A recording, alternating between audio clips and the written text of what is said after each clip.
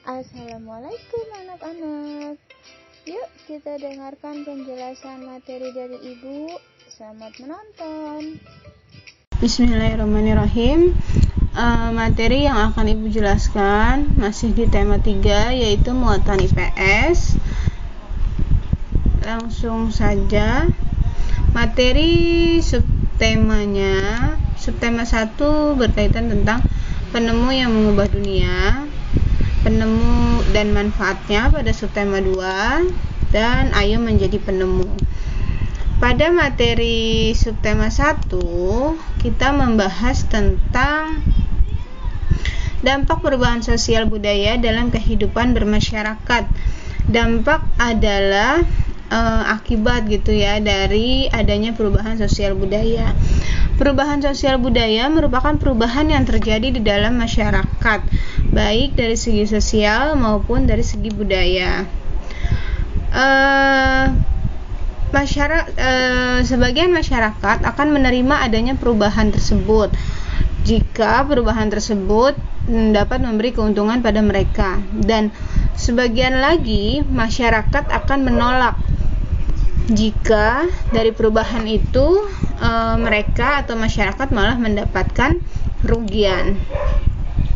Di sini ada pengaruh penemuan listrik dan lampu bagi kehidupan masyarakat. Nah, di sini ada gambar tokoh penemu listrik yang bernama Michael Faraday. Nah, ini adalah gambar tokohnya. Di buku kamu mungkin hanya baca doang, tapi ini adalah gambar atau wajah tokoh penemu listrik.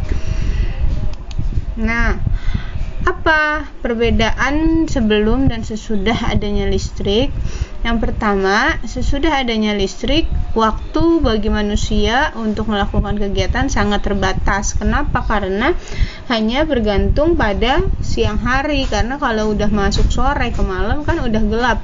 Jadi aktivitas yang dilakukan bisa lebih sedikit. Nah, sesudah adanya listrik, waktu yang tersedia bagi manusia itu tidak terbatas, karena di malam hari pun manusia tetap bisa melakukan kegiatan karena sudah adanya penerangan dari listrik. Kemudian, sebelum adanya listrik, kebutuhan tenaga manusia lebih besar karena semuanya membutuhkan tenaga. Sedangkan sesudah ada listrik, tenaga manusia lebih sedikit berkurang karena dibantu oleh mesin-mesin yang menggunakan tenaga listrik atau alat elektronik. Lalu dari segi komunikasi atau dari segi informasi, di sini sebelum adanya listrik, masyarakat untuk mendapatkan informasi atau bertukar info lebih lama atau lebih lambat karena hanya mengandalkan media komunikasi tradisional seperti misalnya mengirim surat. Tapi sesudah adanya listrik, pertukaran informasi bisa lebih cepat dilakukan karena adanya bantuan media elektronik seperti misalnya HP, radio, televisi, atau internet seperti masa sekarang. Nah, di dalam subtema 2 kita belajar tentang beberapa tokoh dan penemuannya serta dampak-dampaknya atau manfaatnya. Di sini pertama adalah penemu televisi yang bernama John Logie Baird. Nah, dampak positif televisi pertama, mengetahui berita dari dalam negeri sampai dengan luar negeri. Kemudian dapat memperoleh atau memperluas wawasan kita dan mendapatkan acara yang kreatif sehingga bisa mengajak anak-anak untuk ikut kreatif. Sedangkan dampak televisi adalah apabila terlalu banyak menonton televisi akan menyebabkan daya pikir turun dan hilangnya konsentrasi. Kemudian menonton TV yang berlama-lama juga akan membuat orang-orang menjadi lupa waktu, bahkan malas untuk mengerjakan hal-hal lain. Kemudian dengan adanya televisi membuat orang yang menonton jadi bersifat konsumtif. Konsumtif adalah hobi berbelanja atau mengeluarkan uang karena melihat iklan-iklan yang ditampilkan di TV. Jadi membuat penonton itu tergiur sehingga terpengaruh untuk ingin membeli. Kemudian di sini ada yang namanya Charles Babbage. Di sini adalah penemu komputer pertama. Nah, dengan adanya komputer ini bisa membantu di berbagai bidang. Pertama, bidang pendidikan, transportasi, ekonomi, serta komunikasi. Nah, tentunya dari komputer ini sangat banyak membantu kegiatan-kegiatan masyarakat, dari yang menggunakan alat tradisional hingga menggunakan alat-alat elektronik. Misalnya dalam bidang pendidikan, komputer bisa mengakses beberapa atau banyak bahan ajar sehingga informasi dapat menambah wawasan bagi si siswa. Kemudian dalam bidang transportasi, dengan adanya komputer dapat menciptakan inovasi-inovasi baru. Misalnya alat-alat transportasi yang jadul atau yang tradisional sekarang berubah menjadi modern. Misalnya sudah tidak adanya bajai roda 3 yang kemudian diganti dengan sekarang kendaraan yang lebih canggih, atau misalnya dulu masih ada bus kota, sekarang sudah diganti dengan Transjakarta gitu. Kemudian dalam bidang ekonomi, komputer juga sangat membantu, apalagi kepada mereka yang bekerja menggunakan sistem online shop atau toko online, sehingga dengan adanya komputer serta bantuan internet, mereka pembeli dan penjual akan lebih terbantu. Kemudian dalam bidang komunikasi, apalagi karena dengan adanya komputer dan dibantu jaringan internet, maka akan mempermudah dan mempercepat orang-orang dalam berkomunikasi, sehingga dalam jarak jauh pun masih bisa saling menghubungi. Bahkan juga selain lewat suara juga bisa langsung bertatap muka, yaitu yang seperti kita tahu menggunakan video call. Nah, di sini adalah Thomas Alva Edison. Dia adalah penemu lampu pijar. Nah, apa saja lampu pijar itu? Lampu yang ada di rumah kita. Apa saja pengaruh bola lampu atau lampu pijar bagi kehidupan masyarakat? Yang pertama, ini hubungannya dengan listrik gitu ya. Misalnya masyarakat dapat berjualan di pasar pada malam hari, jadi kegiatan jual beli tidak hanya dilakukan di siang hari. Kemudian dapat melakukan kegiatan pertemuan warga jika dilakukan di waktu malam. Kemudian terjaminnya keamanan lingkungan karena berkurangnya tempat-tempat yang rawan atau yang gelap di malam hari.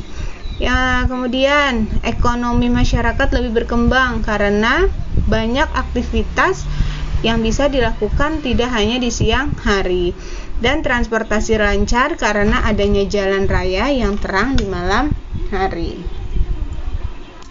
Nah, sekarang kita masuk ke subtema 3, yaitu di sini adanya modernisasi masyarakat Indonesia dalam bidang ekonomi. Modernisasi artinya adalah proses perubahan sosial ke arah yang lebih modern, dari tradisional ke arah modern. Modernisasi bisa terjadi di berbagai bidang, misalnya pendidikan, teknologi, dan ekonomi. Juga modernisasi tapi memiliki dampak baik dan dampak negatif. Apa saja dampak positif modernisasi? Modernisasi memberikan dampak positif. Yang pertama, dengan adanya modernisasi, iptek atau ilmu pengetahuan dan teknologi semakin berkembang, sehingga banyak pengetahuan yang bisa diserap dari berbagai macam media. Kemudian pertumbuhan ekonomi yang semakin meningkat. Terjadinya industrialisasi Kemudian produktivitas bidang industri semakin meningkat. Kenapa? Karena bidang industri kan menggunakan alat yang canggih, jadi biasanya cuma hanya menghasilkan sekian produk dalam seminggu. Misalnya ulangi, terjadinya perkembangan di bidang iptek, pertumbuhan ekonomi yang semakin meningkat, terjadinya industrialisasi, produktivitas di bidang industri yang semakin meningkat, persaingan dalam dunia kerja yang menuntut para pekerja untuk selalu meningkatkan kemampuan dan memperluas pengetahuan. Nah, maksudnya di sini dengan adanya modernisasi sehingga orang tidak stuck dengan kemampuannya yang di situ-situ aja, sehingga menuntut mereka untuk selalu meningkatkan kemampuan dan menambah pengetahuannya. Juga terciptanya bisnis e-commerce. E-commerce itu bisnis yang berbasis di dunia internet seperti jasa jual beli, atau misalnya kalau sekarang ini misalnya jual belinya di lewat marketplace, misalnya seperti Tokopedia, Lazada, Shopee dan lain-lain. Nah, itu namanya e-commerce. Kenapa sekarang tuh kayak gitu-gitu masuk? Nah, karena adanya proses modernisasi gitu. Kemudian meningkatnya sektor pariwisata dan juga semakin mudahnya melakukan ekspor serta impor.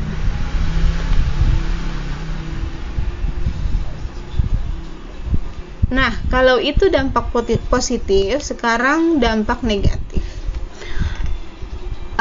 Setiap proses pasti ada dampak negatifnya dibalik dampak positifnya. Kalau modernisasi, dampak negatifnya adalah menciptakan kesenjangan dari sosial dan ekonomi, sehingga adanya penurunan pendapatan dan ketidakmerataan pembangunan antar daerah. Kemudian munculnya sifat individualisme, egois atau sendiri-sendiri karena adanya kemajuan teknologi.